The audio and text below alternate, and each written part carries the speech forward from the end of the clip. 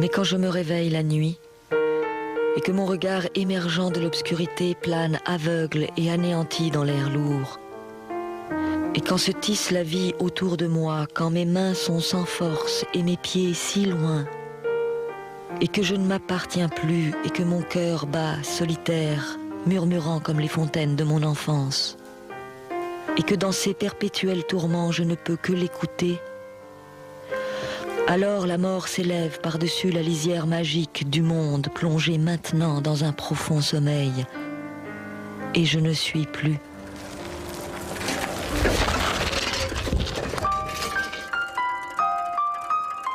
Anne-Marie Schwarzenbach, écrivain, journaliste, photographe suisse, meurt en 1942 dans les Grisons.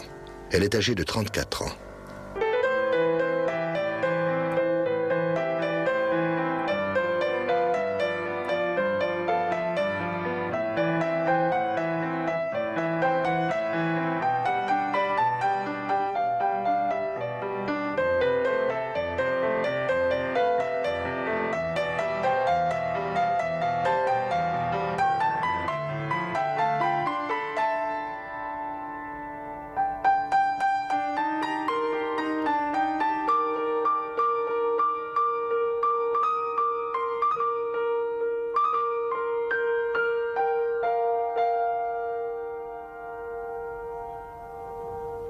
Um ein Haar wäre Annemarie Schwarzenbach ja vergessen worden.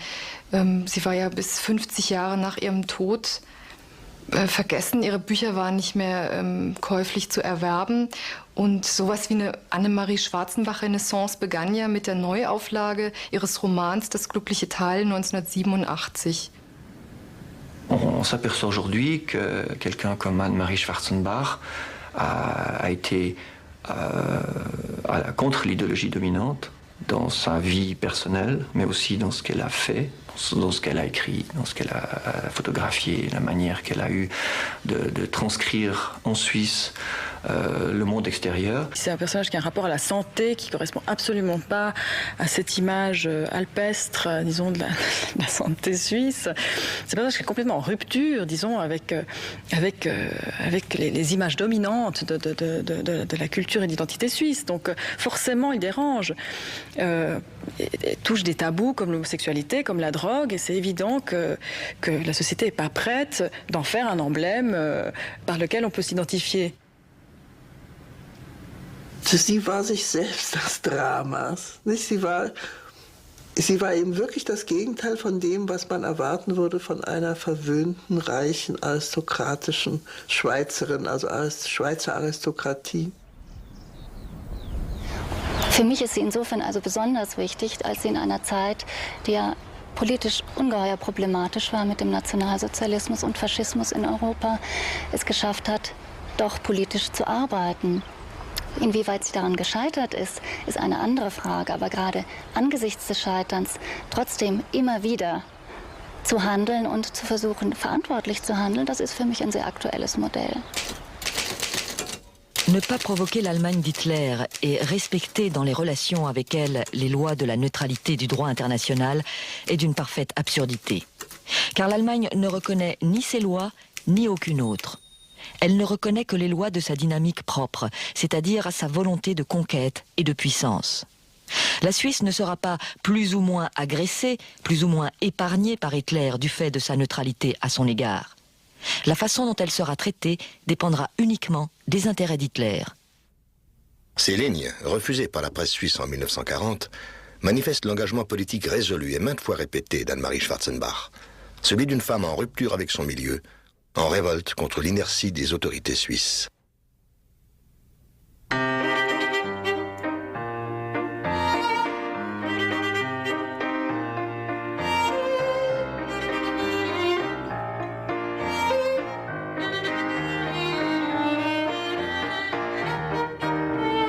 Issue d'une famille de la haute bourgeoisie suisse alémanique, Anne-Marie Schwarzenbach naît le 23 mai 1908 à Bocken, sur les hauteurs de la Riviera zurichoise. Elle est la troisième d'une fratrie de 5 enfants. Son père, Alfred Schwarzenbach, est un riche industriel de la soie dont l'empire s'étend au monde entier. Par son mariage, il s'allie à une autre puissante famille zurichoise, celle de Renée Wille von Bismarck, descendante de Bismarck par sa mère et fille du général Ulrich Wille. Commandant en chef de l'armée suisse pendant la Première Guerre mondiale, celui-ci avait tenté de faire basculer la Suisse du côté de l'Allemagne. Sa famille a hérité de sa fascination pour les valeurs militaires prussiennes et de sa méfiance pour la démocratie.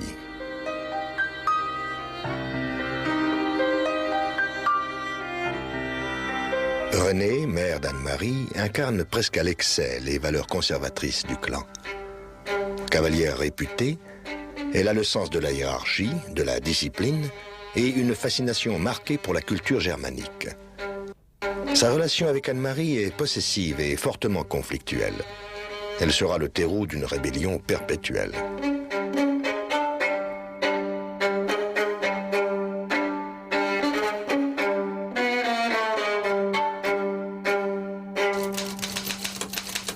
Jamais la jeunesse n'a fait autant parler d'elle, autant formulé d'exigences, autant revendiqué, et jamais elle n'a aussi peu su ce qu'elle voulait. Ce qui nous divise, ce n'est pas la différence de génération, mais la différence dans la façon dont nous percevons le monde. Nos pères ont été élevés d'une autre façon que nous. L'État et la bourgeoisie étaient pour eux des notions porteuses de sécurité et de validité, et dans un cadre aussi bien ordonné, la religion et la morale pouvaient constituer une base sûre. Notre époque, qui est une époque de mutation, a perdu tous ses repères. Parce que nous sommes à la recherche de valeurs et de vérité, nous nous montrons dans un premier temps indifférents aux fondements de la morale, des mœurs et de la société. Nous devons repartir à zéro, parce que nous ne pouvons pas construire sur un ordre devenu mauvais. Un ordre d'où a pu émerger la guerre mondiale est mauvais.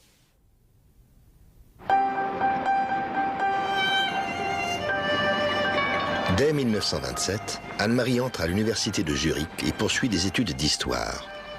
Mais c'est à l'écriture et à la littérature qu'elle choisit de se consacrer. Elle entame un doctorat et la rédaction de son premier roman, Les Amis de Bernard. Le récit, d'inspiration autobiographique, évoque les interrogations de sa génération. Le héros est un jeune homme homosexuel en quête d'identité. Un thème familier pour Anne-Marie qui a très vite perçu l'évidence de sa propre homosexualité. À son ami le pasteur Ernst Merz, elle écrit « Puisque tu ne penses pas comme les autres, à toi je peux le dire. Seules les femmes ont pu m'inspirer une forte et chaude affection et su éveiller mes ardeurs juvéniles. Il n'y a que les femmes que je puisse aimer avec une véritable passion. »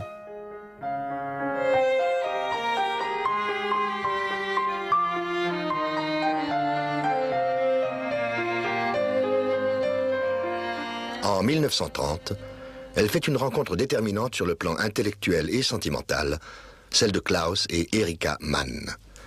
Inséparables l'un de l'autre, les enfants turbulents de l'écrivain Thomas Mann incarnent aux yeux de la Suissesse le prestige de l'intelligentsia allemande. Tous deux sont des militants anti-nazis déterminés. Erika est comédienne. Elle sillonne l'Allemagne d'un théâtre à l'autre, tandis que Klaus choisit la voie de l'écriture.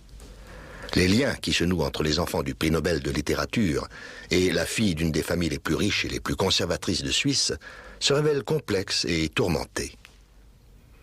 Anne-Marie tombe irrémédiablement amoureuse d'Erika. Psychologiquement, les deux femmes sont l'opposé l'une de l'autre. Femme d'action, Erika a cette assurance et cette confiance en elle-même qu'Anne-Marie admire et dont elle se sait privée. Erika a une autorité naturelle qui, aux yeux d'Anne-Marie, égale celle de Renée, sa mère.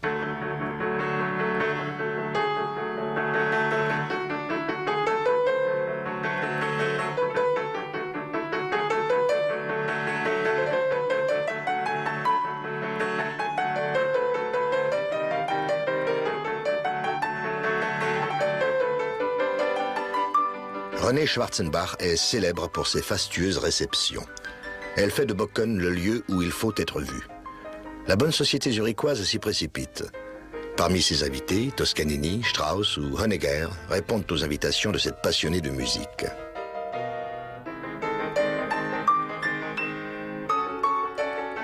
Dans son fief, elle impose sa volonté et supporte mal la contradiction.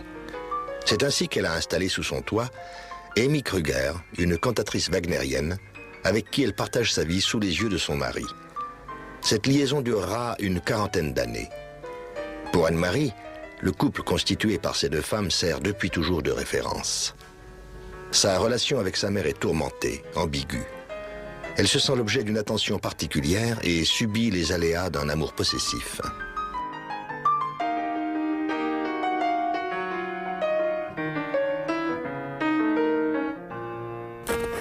Autrefois, quand j'étais encore toute petite, des femmes très belles venaient en visite à la maison. Elles conversaient avec maman et buvaient du thé dans des tasses bleues. Quand je venais leur dire bonjour, elles m'attiraient contre elles et me caressaient. Leurs mains blanches sentaient bon. Ce doux et délicat parfum flottait encore quelque temps dans ma chambre d'enfant et, sagement assise, je le respirais. Plus tard, quand il y eut beaucoup de visites, il n'y avait qu'une femme que je trouvais belle. Cette femme me caressait aussi, m'attirait contre elle et me regardait dans les yeux. Et comme j'étais plus grande, j'avais le droit de rester, et je restais près d'elle qui me tenait parfois la main tout en bavardant avec d'autres visiteurs. Mais elle se tournait toujours vers moi, me parlait en souriant tout en caressant mes cheveux. Je rougissais et regardais maman qui m'appelait et m'envoyait faire quelque chose en dehors de la pièce. Je trouvais que c'était injuste et j'en pleurais. Chaque fois qu'il y avait de belles femmes, c'était le début de l'injustice et des interdits.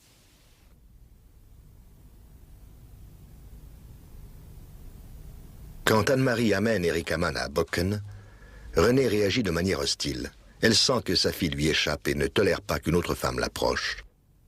Erika ne supporte pas la dépendance émotionnelle qui lie Anne-Marie à sa mère. Elle la pousse en vain à couper le cordon. Anne-Marie est déchirée entre son amour pour Erika et son besoin d'être approuvée par sa mère.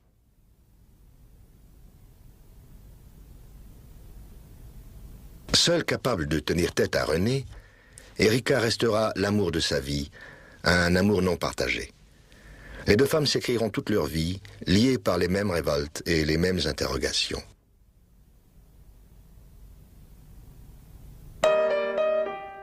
Klaus, Erika et Anne-Marie, trois enfants du siècle, d'une génération sacrifiée, celle de l'entre-deux-guerres.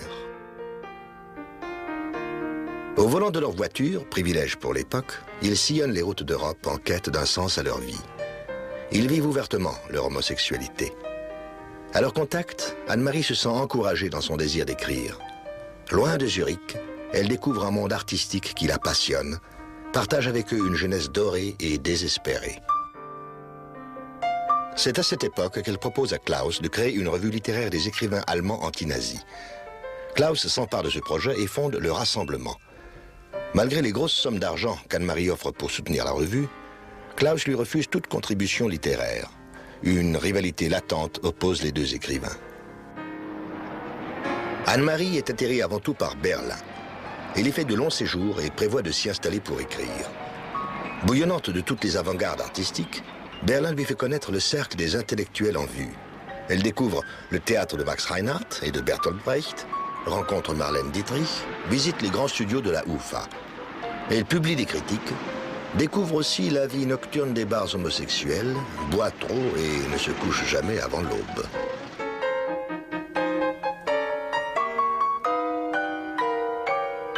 Tout était bien organisé, terriblement bruyant et coloré, et cela n'avait rien à voir avec l'art ou avec des émotions plus profondes.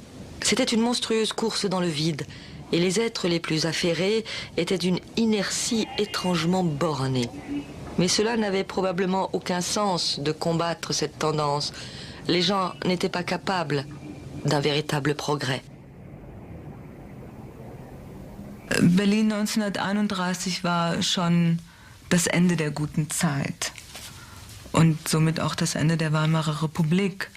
Und Schwarzenbach besitzt die Sensibilität, das auch zu spüren, zu merken, was gerade in ihrem Text lyrische Novelle sehr, sehr deutlich wird, in der sie auf eine sehr, sehr dichte Art und Weise ihre eigene Einsamkeit, die, wie gesagt, immer wieder ein großes Thema in ihrer Literatur ist, auch im Zusammenhang bringt mit einer ja, mit einer allgemeinen Untergangsstimmung in der Stadt.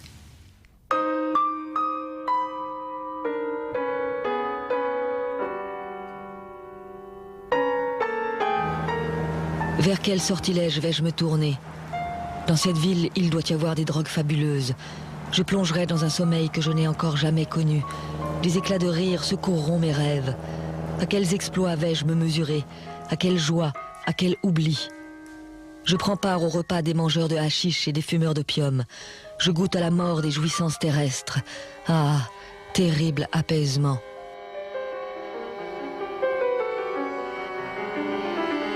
Entraînée par les mannes, Anne-Marie découvre la morphine à Berlin en 1932. Elle devient dépendante. Dès lors, toute son histoire est jalonnée de cures de désintoxication dans des cliniques privées. Découvrir ce vice, c'était comme être expulsé une deuxième fois du paradis. J'éprouvais déjà un amer repentir. Je le redoutais autant que la morsure d'un serpent. Mais on ne mesure qu'une seule fois la tentation. On ne se repent qu'une seule fois.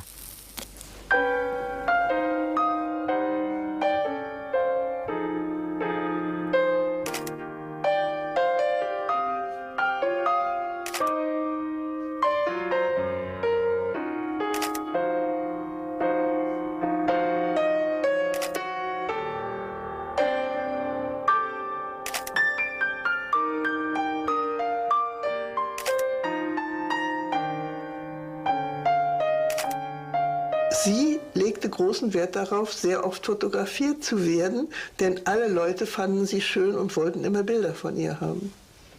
Sie kam dann, besuchte mich im Ulster-Atelier, wo ich damals arbeitete, und dann habe ich sie fotografiert und habe diese Foto gemacht, die einen Weg durch die Welt zurückgelegt hat. Die Annemarie hatte eben für mich damals diese Wirkung, dass sie, was sie auf alle Menschen hatte, diese merkwürdige Mischung aus Mann und Frau, oder man kann auch sagen, für mich, das habe ich aber auch schon 100-mal erzählt, sah sie eben aus, wie ich mir den Erzengel Gabriel am Paradies vorgestellt habe. Ganz genau so sah sie aus. Gar nicht wie ein lebender Mensch, sondern wie ein Kunstwerk.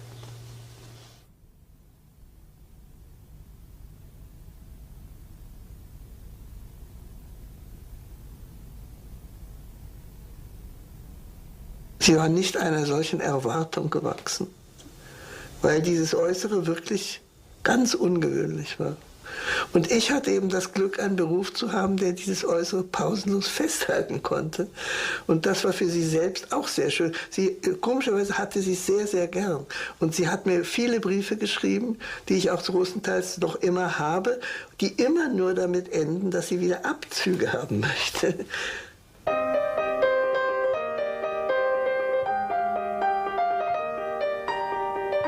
Annemarie und ich fuhren ja 1933 zusammen nach Spanien. Und ich sollte fotografieren und Annemarie schreiben. Und wir hatten eine wunderschöne Zeit in Spanien, in den Pyrenäen, eigentlich von Barcelona an bis rüber nach Pamplona. Und das war alles sehr schön und sehr nett und eigentlich sehr fröhlich. Und wie wir zurückkamen, hieß es, das Pressegesetz wäre jetzt gemacht von den Nazis, Nicht-Arier dürfen also nicht mehr publizieren. Was hieß, dass meine Fotos für Deutschland, für die Leute, die uns geschickt hatten, wertlos waren. Und da war natürlich, Sie müssen sich vorstellen, dass man damals, 1933, doch noch überhaupt nicht ahnte, was passieren würde. Auch nicht glaubte, was da eventuell passieren könnte. Sodass das eigentlich ein plötzlicher, großer Schrecken war. Avec le chômage et le gouvernement instable de la République de Weimar, la situation à Berlin devient de plus en plus critique. Les manifestations nazies mobilisent l'opinion et le Parti national-socialiste remporte les élections au Reichstag en juillet 1932.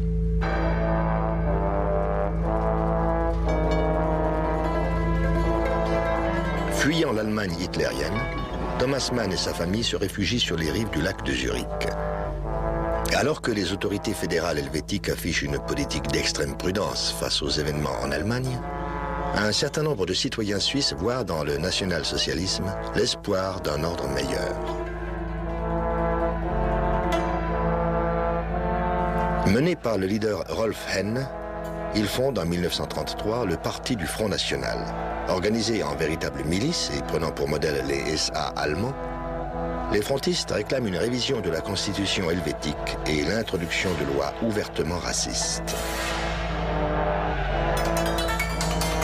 Erich Hamann devient la cible de la colère des frontistes. Ceux-ci réclament l'interdiction des représentations de son Moulin à Poivre, un cabaret satirique dans lequel elle dénonce l'Allemagne hitlérienne, l'immobilisme de l'Europe et aussi les sympathies allemandes de responsables politiques suisses comme Ulrich Wille II, l'oncle d'Anne-Marie, soupçonné d'espionnage en faveur des Allemands. L'allusion directe au scandale Wille, émanant d'une étrangère réfugiée en Suisse, est immédiatement perçue comme une véritable provocation par l'extrême droite. Le 16 novembre 1934, les représentations à Zurich du Moulin à Poivre sont gravement perturbées par une poignée d'agitateurs qui hurlent des slogans nationalistes. Face à ces événements dans lesquels sont impliqués des membres de sa famille, Anne-Marie prend publiquement position. Un certain nombre de petites villes ont interdit les représentations du moulin à poivre.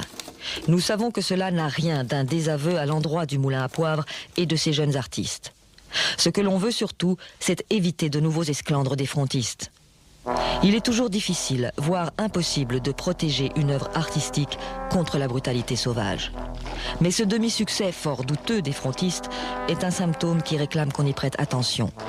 Car c'est porter atteinte à l'une des meilleures traditions suisses que d'interdire des manifestations d'ordre intellectuel et artistique en faisant prévaloir le droit du plus fort.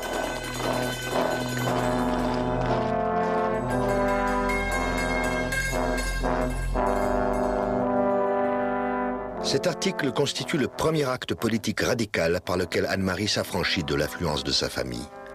C'est aussi un acte désespéré pour retenir auprès d'elle la femme qu'elle aime et qui lui reproche son incapacité chronique à faire de véritables choix. La Suisse devient de plus en plus délirante. Anne-Marie vient de recevoir de son père une lettre dans laquelle il écrit que personne ne devrait avoir la mesquinerie d'oublier, à cause de quelques excès sans importance, la grandeur, la pureté, l'aspect constructeur et nécessaire de la formidable affaire qu'est le mouvement hitlérien. Il faudrait qu'Anne-Marie reparte immédiatement en Allemagne pour participer là-bas à l'édification de l'esprit nouveau, qui, se réjouit-il, ce con, l'aiderait à garder ses usines. Et ces veaux ne voient toujours pas ce qui se passe avec leurs nationalistes allemands, jusqu'à ce qu'ils doivent y passer eux-mêmes. Ces rats capitalistes que leurs intérêts rendent aveugles.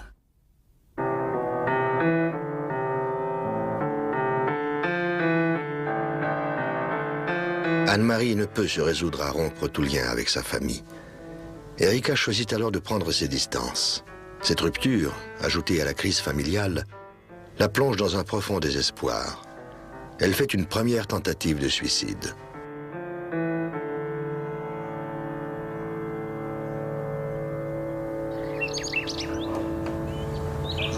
Je voulais échapper à tes mains, mais tu me tenais fermement et tu as appuyé ma tête contre ta poitrine. Quand je me suis défendue contre tes caresses intolérables, tu t'es penché vers moi. Sois sage, ma douleur. Terrible innocence de l'amour. La peur me serre la gorge, je voudrais crier, tu ne me quitteras jamais, mais tes lèvres me ferment la bouche. Apaisement, tourment. Caresses incessantes. Déjà se préparent de terribles blessures, de terribles souffrances, mais sans défense, les lèvres sèches, les yeux éblouis. Je me jette encore dans tes bras, je presse encore mon front contre tes mains. Tu dispenses les consolations, toi, seul, ouvre les blessures.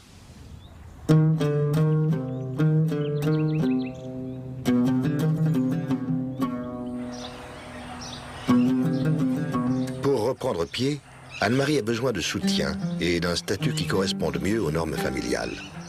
Un jeune diplomate français rencontré à Téhéran lui propose de l'épouser. Nos goûts étaient divers, mais un pacte tacite consacrait entre nous une complicité qui motivait assez nos rapports conjugaux. Et j'aimais à penser que nos corps traduisaient en essaims de baisers, en douceurs inventées, ce qu'ils ne savaient pas autrement exprimer.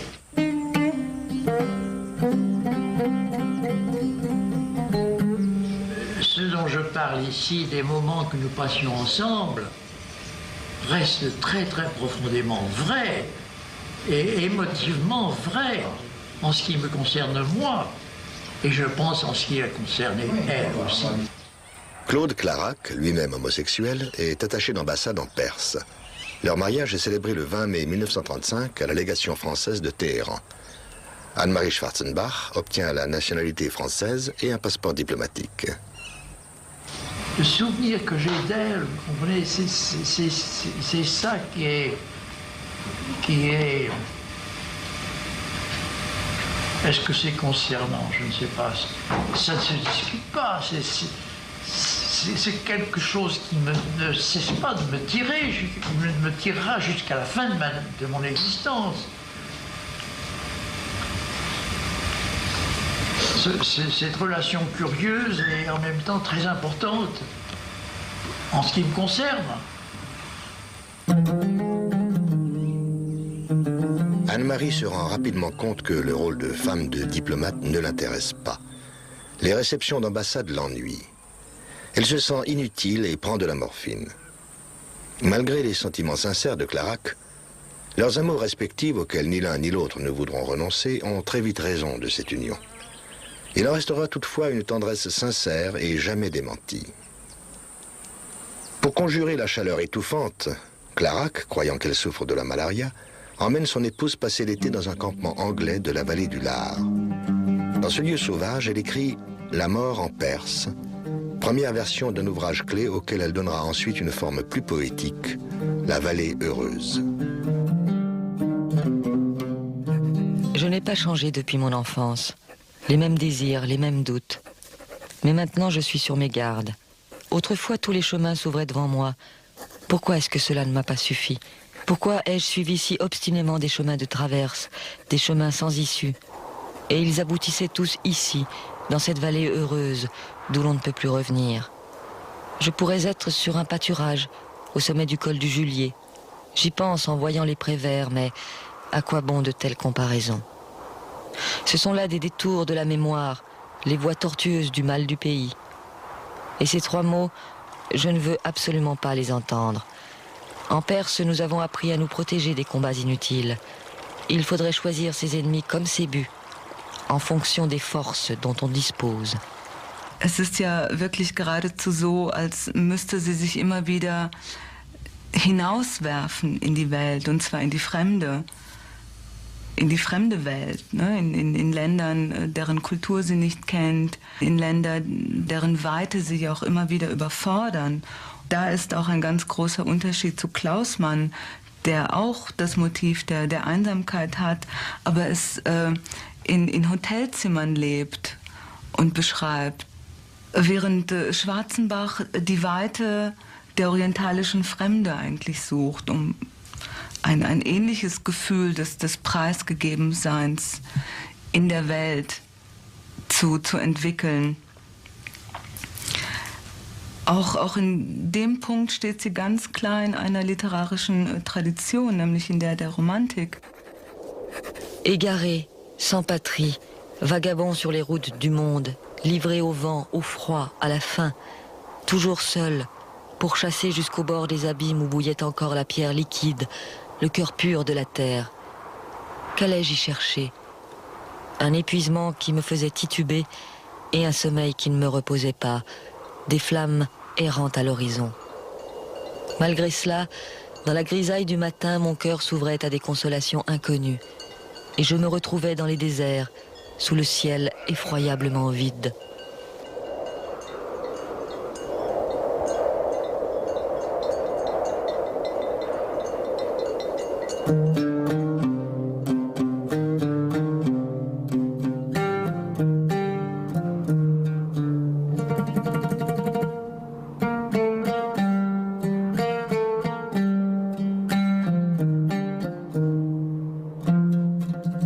Schwarzenbach, elle commence à voyager dans les années 30, à un moment donné où il y a une génération de femmes qui deviennent à la fois écrivains, reporters et photographes, avec l'apparition d'une part du Leica, qui était inventé à la fin des années 20, qui est un petit appareil facile à manipuler, discret, et puis léger et mobile, et d'autre part l'apparition des journaux illustrés qui ont permis à Anne-Marie Schwarzenbach comme Ella Maillard ou Marianne Breslauer ou Gerta Taro par exemple, de photographier, de voyager et de rendre compte dans les journaux illustrés d'un certain nombre de situations sociales, politiques, culturelles, ethnologiques, avec une sensibilité féminine très nouvelle dans les journaux des années 30.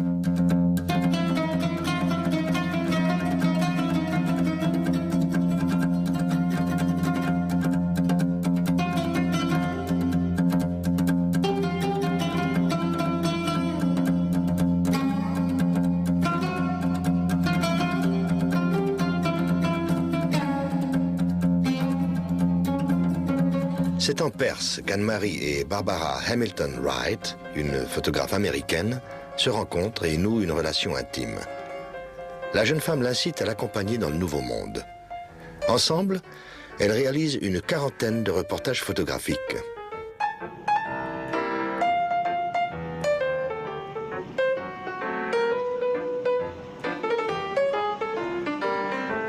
Vision d'une gigantesque Babylone dont les tours surgissent de la mer.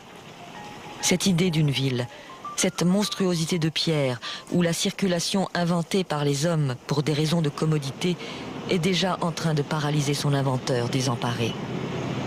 New York a dévoré la région qui l'entoure et les gens qui sont forcés d'y vivre, d'y respirer et d'y travailler le font dans des conditions inhumaines.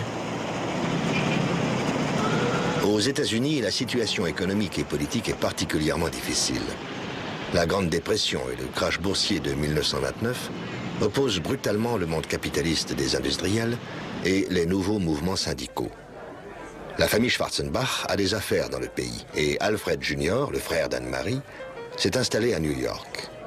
Il est chargé par son père de faire prospérer les usines de textiles implantées en Amérique.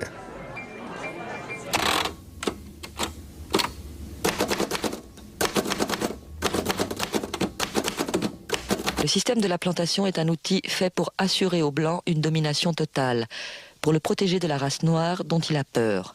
Les maîtres blancs peuvent affirmer à juste titre que les Noirs sont menteurs, paresseux, dépendants, incultes et sales. Mais dans cette lutte raciale, la région a payé le prix fort. Ce ne sont pas seulement les Noirs qui ont été vaincus. Se sont joints à eux, peu après la guerre de sécession, des Blancs, des Anglo-Saxons, qui constituèrent le prolétariat du coton et durent signer le même contrat de métayage, et qui, pris dans les filets de ce système, sont tombés aussi bas que les Noirs. Les pauvres Blancs, la lie blanche. Ils sont pauvres, menteurs, paresseux, dépendants, incultes et sales. Ils méprisent les Noirs, c'est leur seul privilège. Ils pratiquent le lynchage, ce en quoi ils sont encouragés par les shérifs, les surveillants blancs, les administrateurs des plantations, protégés par le système et par la police. Ils sont joués contre le noir contre eux dans cette lutte raciale qui est devenue en fait depuis longtemps une lutte des classes.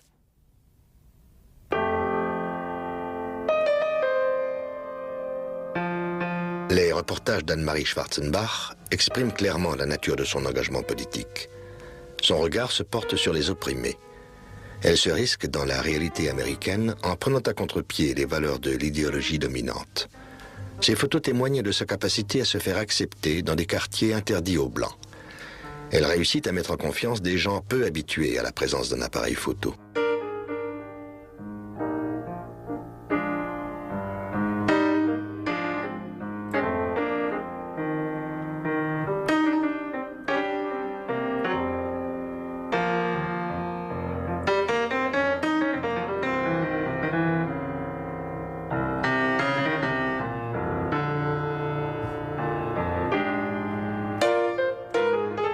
Pendant la journée, la West Front Street est remplie d'une sorte d'animation triste. Je m'y promène et demande aux gens de quoi ils vivent. Les gens de la West Front Street ne le savent parfois pas eux-mêmes. Beaucoup d'entre eux sont on relief, touchent une allocation, beaucoup cherchent du travail, beaucoup ont faim. Ils ne semblent pas savoir que là-haut, à 10 minutes d'ici, il y a des routes carrossables, des épiceries fines et les vitrines modernes et savamment agencées qui montrent ce que sera l'avenir.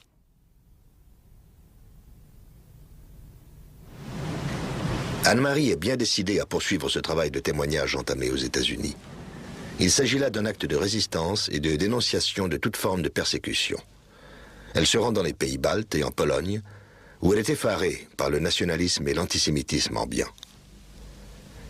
En Autriche, Anne-Marie espère se rendre utile dans la lutte antifasciste, dans laquelle Klaus Mann est engagé, mais elle arrive trop tard. L'Anschluss a été proclamé un mois plus tôt, en mars 1938. J'arrivais à Salzbourg. Le portier, quel homme aimable c'était autrefois, me fait un signe apeuré. Tout est occupé par l'état-major. Et sur la place Dollfuss, qui s'appelle déjà la place Adolf Hitler, voilà où en est la piété de la nouvelle Autriche, défilent au pas les colonnes de la jeunesse hitlérienne. Ils portent encore la veste verte et les chaussettes en laine blanche qui font partie du costume local. Mais sur leur jeune visage se trouve déjà l'expression figée de l'obéissance, de la discipline et même une expression de panique. Ces nombreux articles dénonçant les régimes fascistes ne seront pour la plupart jamais publiés.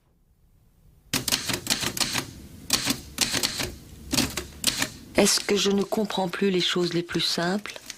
Le bonheur, le contentement, l'harmonie, l'équilibre, la paix de l'âme, cultiver un champ de choux. Mais la terre tremble. À l'ouest flambent des incendies. Les églises s'écroulent. Vos champs sont dévastés.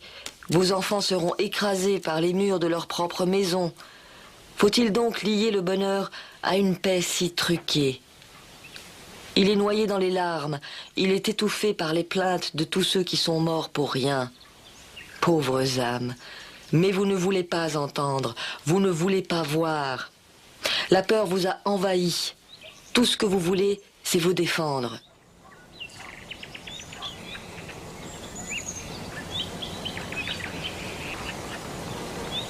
Son sentiment d'impuissance se traduit par une nouvelle phase dépressive. Elle replonge dans la morphine et subit plusieurs cures de désintoxication, des cures que finance sa famille dans de luxueuses cliniques helvétiques. C'est pendant son internement à Yverdon qu'elle est contactée par la genevoise Ella Maillard, une journaliste d'expérience, photographe et grande voyageuse qui, à 35 ans, a déjà fait parler d'elle en parcourant des régions inexplorées. Ella Maillard projette de traverser l'Afghanistan en suivant l'itinéraire des nomades. Ella Maillard était persuadée qu'elle pourrait guérir Anne-Marie Schwarzenbach de sa dépendance, mais aussi de ses blessures intérieures. Et Anne-Marie Schwarzenbach était le contraire absolu d'Ella Maillard. Ella Maillard avait les yeux bleus, un regard très direct, des idées très morales et très précises sur la société et sur le monde. Et Ella Maillard donnait aussi beaucoup, était très exigeante, était très organisée. Et Anne-Marie Schwarzenbach est quelqu'un qui demandait beaucoup, à qui il fallait prêter beaucoup d'attention. Et les deux étaient extrêmement différentes, en même temps elles étaient extrêmement complémentaires.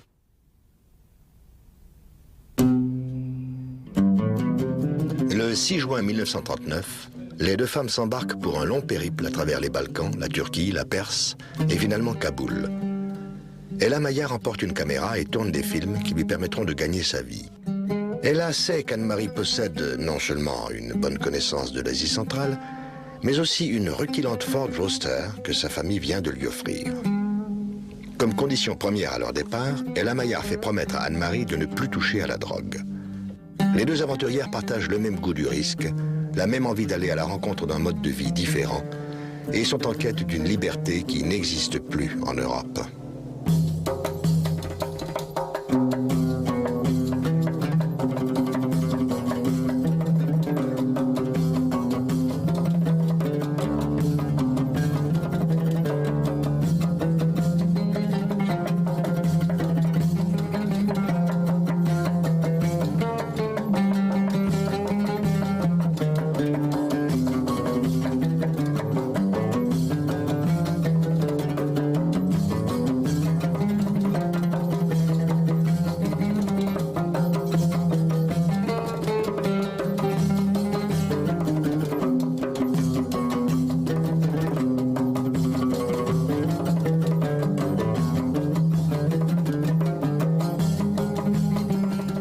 n'allait pas bien. Elle me regarda du fond d'un puits de misère en disant qu'elle ne savait comment faire pour vivre. Je vis le fragile verre d'une ampoule de morphine brisée. Elle avait succombé une fois de plus. Terne comme du papier mâché, son visage m'avait paru mort. Elle était perdue dans un monde auquel je n'avais pas accès.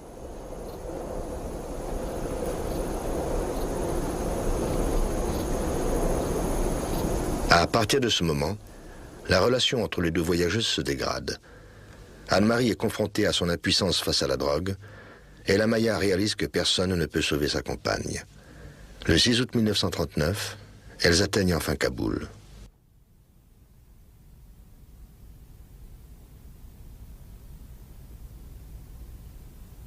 Le 2 septembre, la France et l'Angleterre déclarent la guerre à l'Allemagne. Depuis des jours et des nuits et des jours, c'est la guerre. Depuis le même laps de temps, je suis couchée avec une plaie profonde et purulente au cou et je suis généralement si faible que de toute la journée, je n'arrive pas à ouvrir un livre, je ne prononce pas un mot de trop, je ne bouge pas le petit doigt. Le courrier n'arrive plus guère. Il est inutile d'écrire. J'ignore où se trouve Erika, j'ignore ce que les miens pensent, quelle est l'ampleur de leurs soucis et s'ils pensent à moi.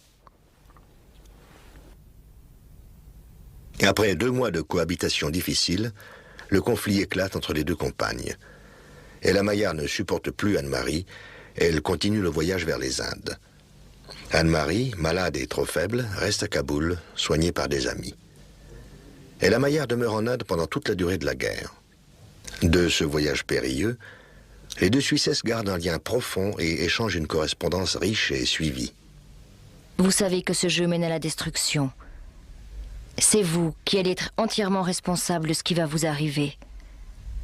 Je me vois obligée de vous répéter que du côté de votre famille où à chaque instant vous aimeriez trouver réconfort ou compréhension, vous aurez la bataille la plus dure à gagner. Ne voyez pas votre mère si vous ne pouvez pas rire d'elle. Autrement, dans votre état de faiblesse, elle est un poison terrible pour vous. Je n'ai pas osé vous le dire de peur de vous peiner. Elle est votre pire ennemie. Une fois à Genève, elle m'a téléphoné pour me souhaiter bonne chance. Mais en ajoutant, je vous décharge de toute responsabilité si vous ne pouvez pas amener Anne-Marie en Afghanistan. Laissez-la où vous voudrez. Elle est malheureusement sans espoir.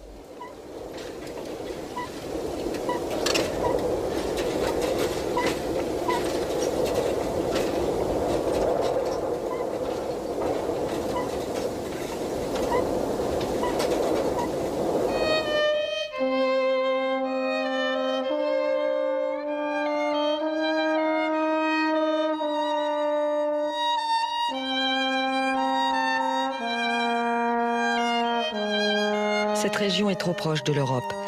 Si j'y vivais, je ne cesserais de me faire des reproches. Je dois rentrer. C'est là-bas que tout se décide aujourd'hui et demain, et je dois prendre part au combat.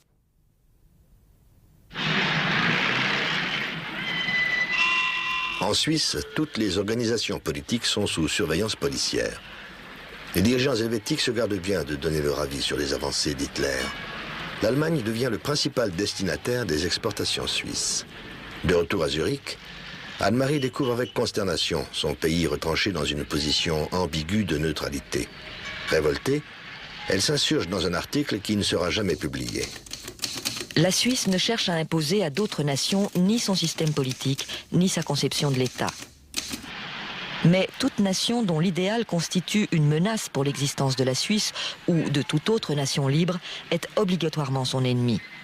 Et conserver dans ces conditions une attitude neutre, prétexter une neutralité que cette guerre rend parfaitement caduque, ce fut là peut-être l'erreur tragique de la politique suisse. Anne-Marie s'attelle à la rédaction des reportages réalisés en Afghanistan et en publie un grand nombre. Mais les nouvelles qu'elle écrit sous le titre « Les 40 colonnes du souvenir » ne trouvent pas d'éditeur. Si je continue de vivre au hasard, d'épisode en épisode, évitant par chance un danger, me noyant dans un autre, si je reste dans le provisoire, acceptant une petite tâche ci et là, attendant un petit soulagement, une consolation d'une amie, d'un succès, tout cela ne m'apprendra pas à vivre, et à tenir devant les difficultés de mon caractère, mes nerfs facilement ébranlés, mes angoisses. Une fois accepté le fait de la vie à remplir, sans honte, sans pitié de soi-même, il faut trouver les conditions, il faut les suivre avec courage. Non, je n'ai pas peur, mais j'aurais horriblement peur de rester ici, en attendant.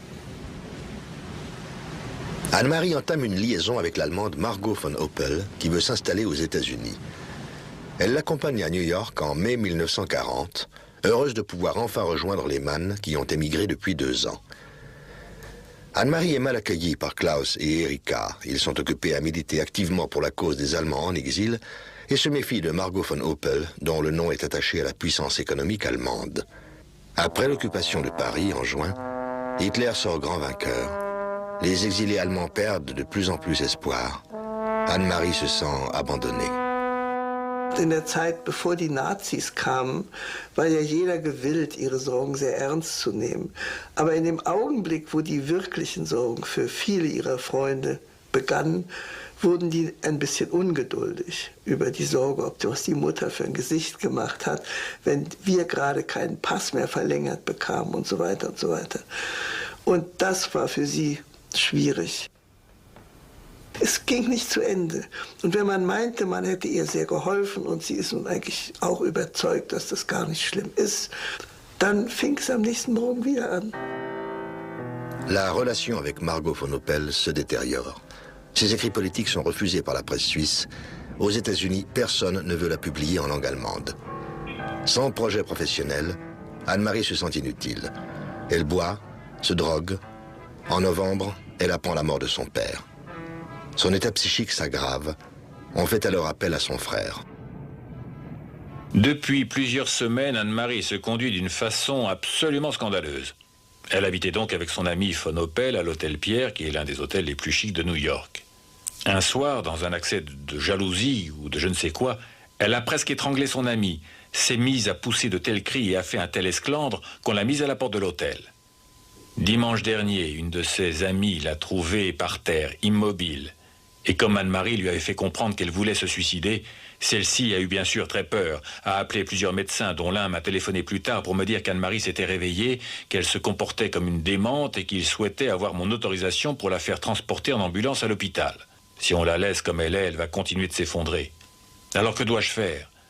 Je t'avoue que ça me casse les pieds de m'occuper d'Anne-Marie, car on ne peut jamais la voir seule. Il y a toujours une bonne femme avec elle, et je ne te dis pas le genre de ces bonnes femmes, c'est à vous dégoûter. Les conclusions des médecins sont les suivantes. Anne-Marie devrait passer plus d'1 an, peut-être 2, dans un sanatorium à Topeka, dans le Kansas, où on pourrait peut-être la guérir. Ce qui ferait pour 2 ans un total d'environ 70 000 francs suisses. Je pense qu'Anne-Marie n'en vaut absolument pas la peine.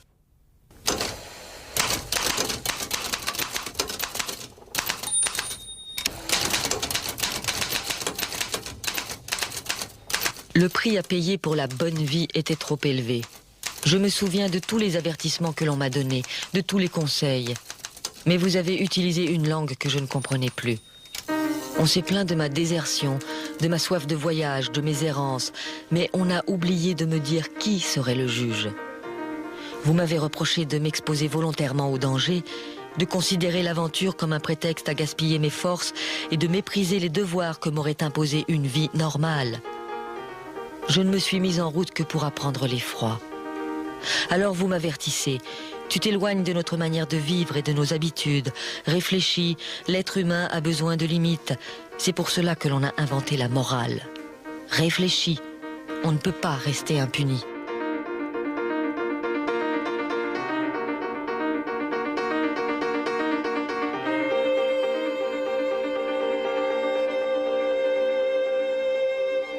À la suite de crises de violence incontrôlables, Anne-Marie est internée en asile psychiatrique.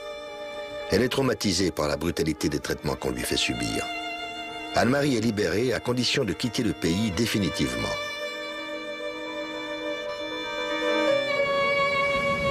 Le 1er février 1941, Anne-Marie embarque en direction de la Suisse.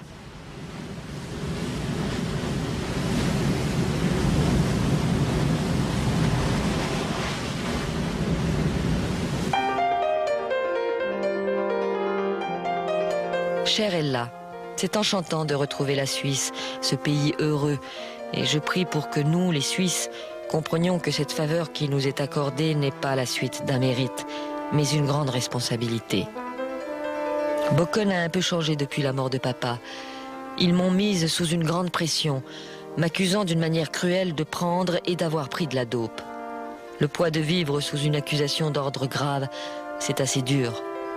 Ensuite, pour épargner la fatigue de ma mère, on me demande de ne pas rester en Suisse. Rejetée par sa famille, Anne-Marie se réfugie dans la maison qu'elle loue à Sils-Baselgia, près de Saint-Moritz. Cette région, rude aux paysages sauvages, est depuis longtemps son port d'attache. Les montagnes grisonnes de l'Engadine sont pour elle le lieu du réconfort de l'âme, de l'hospitalité et de l'écriture. C'est là qu'Anne-Marie fait le projet de repartir comme correspondante de presse au Portugal. Grâce à un héritage de sa grand-mère, la possibilité lui est offerte de pouvoir enfin acquérir la maison de Sils. Le 7 septembre 1942, Anne-Marie a rendez-vous chez le notaire. Sie hatte ein Gütschli, ein Pferd und Wagen bestellt, nach St. Moritz zu fahren, den Kauf zu unterschreiben. Und dann kam eine Freundin ihr entgegengeradelt, dort gerade beim Inn und bei der Brücke über den Inn. Und dann hat die Anne-Marie der gesagt, wollen wir tauschen?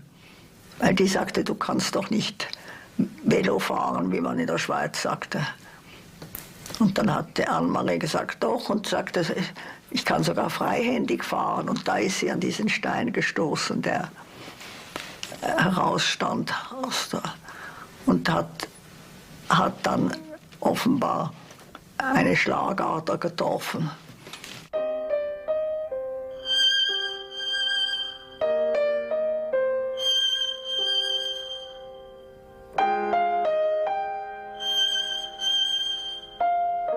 Mais on ne peut pas aller assez loin pour oublier les fausses valeurs et les buts dérisoires.